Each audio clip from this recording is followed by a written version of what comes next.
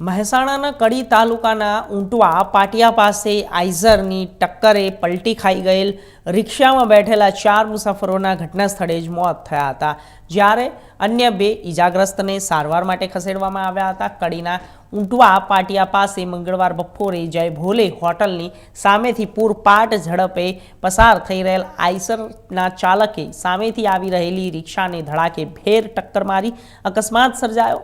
અકસ્માતમાં રિક્ષા પલટી ખાઈ ગઈ અને જેમાં બેઠેલા મુસાફરોનો આબાદ બચાવ કરવા માટે તેમને બૂમાબૂમ કરી મૂકી હતી। ઘટના સ્થળે ભેગા થયેલા લોકોની મદદથી પલટી ખાઈ ગયેલી રિક્ષાને સીધી કરી ઈજાગ્રસ્તોને બહાર કાઢવામાં આવ્યા અને તેનો પ્રયાસ પણ કરવામાં આવ્યો હતો, જેમાં 4 મુસાફરોના ઘટના સ્થળે જ મોત થઈ ગયા હતા અને જ્યારે અન્ય 2 ઈજાગ્રસ્તોના માથાને ગંભીર ઈજાઓ થવા પામી છે। તેમને સારવાર અર્થે કડી સ્થિત હોસ્પિટલમાં ખસેડવામાં આવ્યા છે અને ઉપરોક્ત ઘટનાની જાણ થતાં બનાવેલ પોલીસે પંચનામા સહિત કાર્યવાહી હાથ ધરીને અકસ્માત બાદ નાસી ગયેલા આઈસર ચાલક સામે ફરિયાદ નોંધાવવા સહિતની કાર્યવાહી હાથ ધરી હતી।